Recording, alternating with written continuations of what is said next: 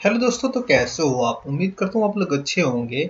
और आज की वीडियो में मैं आपको बताऊंगा कि टाइप्स ऑफ असेंबलीज। देखो दोस्तों, दो तरीके की मेनली असेंबलीज होती हैं।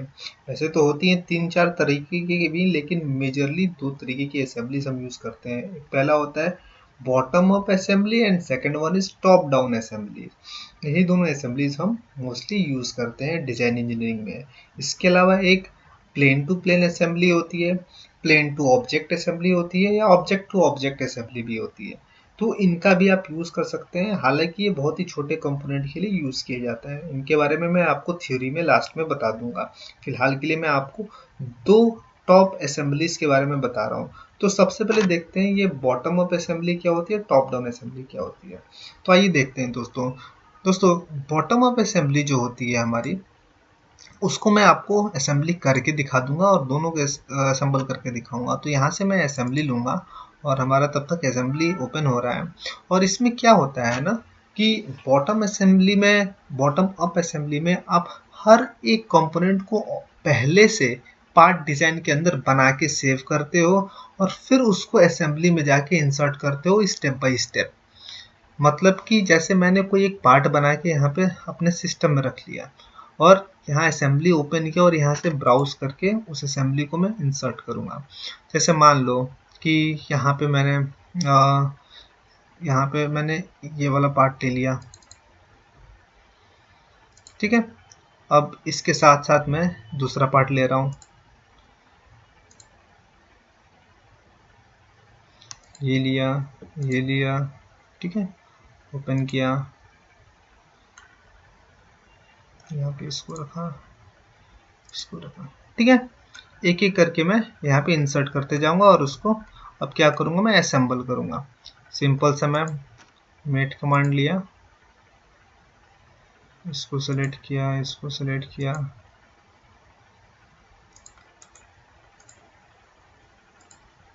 ओके।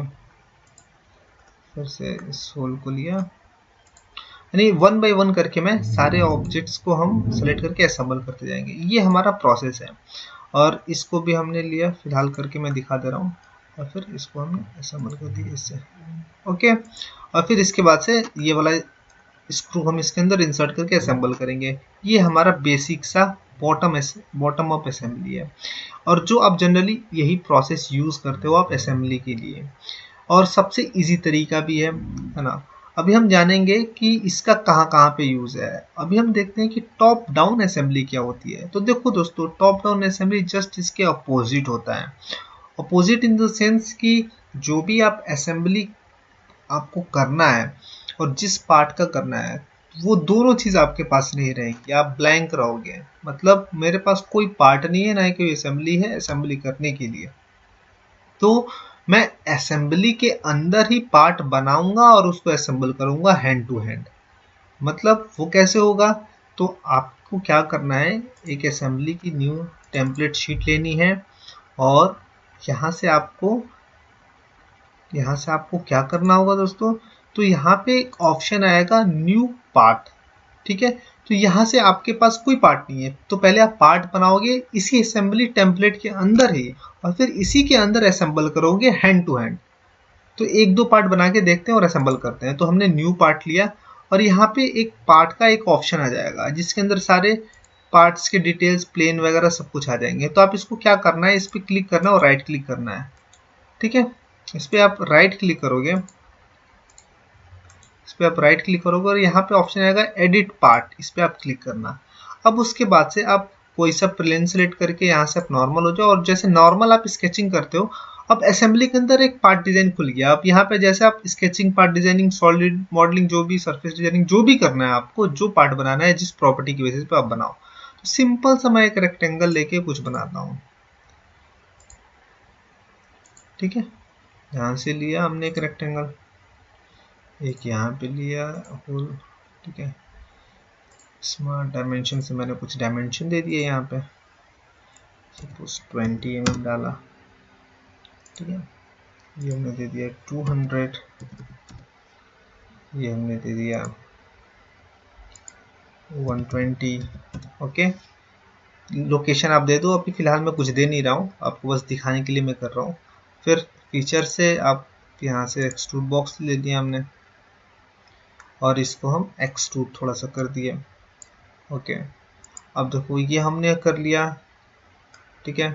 अब यहाँ पे इसी होल के अंदर मुझे एक ऐसा रॉड लगाना है जो इसी डायमीटर का हो। तो मैं क्या करूँगा कि अब एक और पार्ट लूँगा और इसी के ऊपर वो रॉड बना दूंगा मैं। तो मैं इस पार्ट से एग्जिट हो जाऊँगा, ठीक है। अब वो पार्ट हमारा असेंबली के अंदर इंसर्ट ऑटोमेटिकली हो गया है और पार्ट भी बन गया एक। अब दूसरा पार्ट मुझे बनाना है, तो मैं क्या करूँगा, यहाँ से न्यू पार्ट पे क्लिक करूँगा फिर से, और फिर यहाँ से हमारा न्यू पार्ट ओपन हो गया। और फिर यहाँ से राइट क्लिक करूँगा यहाँ से, और यहाँ पे ऑप्शन आएगा एडिट पार्ट। जैसे एडिट पार्ट आएगा और फिर यहाँ से आप इसको खोलो, और किस प्लेन के नॉर्मल हो के आपको बनाना है तो आप प्लेन भी ले सकते हो या किसी बॉडी का सरफेस भी ले सकते हो। जहाँ से आपको बनाना है वहाँ से बना सकते हो, आप हर तरीके से बनाने के लिए फ्री हो। तो ये सरफेस लेके मैं नॉर्मल हो गया और यहाँ पे मैं एक सर्कल लिया और सेम डायमीटर का यहाँ पे मैं बना दूंगा यहीं से। तो मुझे ट्रैक भी करने को मिल गया, यानी डायमेंशन देने की जरूरत भी नहीं पड़ी। अब डायमेंशन हालांकि देना पड़ेगा आपको, अदरवाइज फुली डिफाइंड नहीं होगा वो। तो हमने सर्कल बनाया, सिंपल फीचर में गए और एक्सट्रूड लिया, ठीक है। ये हमने एक्सट्रूड लिया, एक बॉडी हमने बना ली। इतना डेप्थ जो भी था हमारा, अगर बढ़ाना है बढ़ा दो यहाँ से, ठीक है। और इसको ओके किया हमने, ठीक है। अब देखो एग्जिट हो जाओ पार्ट। अब क्या है कि दो पार्ट हो गए इसके अंदर, ठीक है। पार्ट 5 पार्ट 6 है ना, दो पार्ट हो गया। अब लेकिन ये मूव नहीं करेगा, ये भी मूव नहीं करेगा क्योंकि दोनों फिक्स हो गए। तो इसको आप फ्लोट करोगे, कैसे करोगे? मूव करने के लिए इस पर आप क्लिक करो, राइट क्लिक करो और यहाँ पे एक ऑप्शन आएगा फ्लोट। अब ये मूव करेगा, ठीक है, हट गया यहाँ से। लेकिन एक पार्ट को आपको फिक्स रखना पड़ेगा। असेंबली का जो रूल है कि एक वो पेरेंट बाकी सब चाइल्ड होते हैं, वो वाला रूल आपको लगाना पड़ेगा। तो अब ये मूव कर सकते हो आप। इसको आप सिंपल मेट कमांड लो, इसके अंदर आप मेटिंग करा दो सिंपल सा। ओके, ये हो गया हमारा और इसको हम इंसर्ट कर देंगे, ठीक है। तो बहुत ही इजी है ये भी। और ये हम टॉप डाउन असेंबली जो है, टॉप से हम डाउन तक जाते हैं और बॉटम असेंबली में जीरो से टॉप तक आते हैं। ओके, दोनों में ये डिफरेंसेस हैं। तो दोस्तों इसका यूज जो है हम मैं बता देता हूँ कहाँ यूज होता है। तो टॉप डाउन असेंबली का use mostly maximum number of components या लार्ज असेंबलीज या लार्ज मशीनरीज की डिजाइनिंग के लिए यूज करते हैं, जहाँ पे मान लो 100 200 कंपोनेंट है, लेकिन बहुत ही कॉम्प्लेक्स डिजाइन ना हो, थोड़े सिंपल डिजाइन हो और लार्ज नंबर ऑफ आइटम्स हो, तो वहां पे आप टॉप डाउन असेंबली यूज करोगे। अदरवाइज आप बॉटम अप असेंबली कहीं पे भी यूज कर सकते हो, लेकिन बॉटम अप असेंबलीज जो होता है मोस्टली आपका कॉम्प्लेक्स डिजाइन और कॉम्प्लेक्स मशीन असेंबलीज के लिए यूज किए जाते हैं दोस्तों।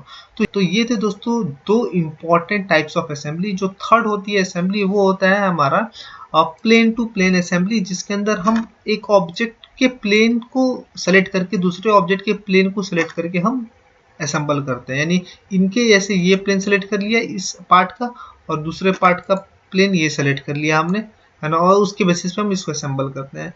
तीसरा होता है प्लेन टू सरफेस असेंबली, जिसमें से एक बॉडी का सरफेस होगा दूसरे बॉडी का प्लेन होगा। चौथा होता है आपका सरफेस टू सरफेस असेंबली, दोनों बॉडीज के सरफेस को हम सेलेक्ट करते हैं। ये तीनों चीज जो है मैंने बताया, वो तीनों चीज बॉडी कोई तीसरी बॉडी के इंटरनल फीचर्स के अंदर एग्जिस्ट कर रही है, यानी ये वाली बॉडी इसके अंदर चली गई है और बाहर से हमें दिखाई नहीं दे रही है, तो वहां पे बाकी के तीनों यूज किए जाते हैं दोस्तों। तो दोस्तों होप कि आपको टाइप्स ऑफ असेंबली समझ में आ गई हो और इससे आपको काफी नॉलेज मिला हो। अगर आपको कोई और डाउट रहता है तो प्लीज हमें कमेंट बॉक्स में बताएं, मैं फर्दर उसके ऊपर वीडियो बनाऊंगा। तो जल्दी ही मिलता हूँ आपसे नेक्स्ट वीडियो में, तब तक के लिए stay blessed and stay inspired.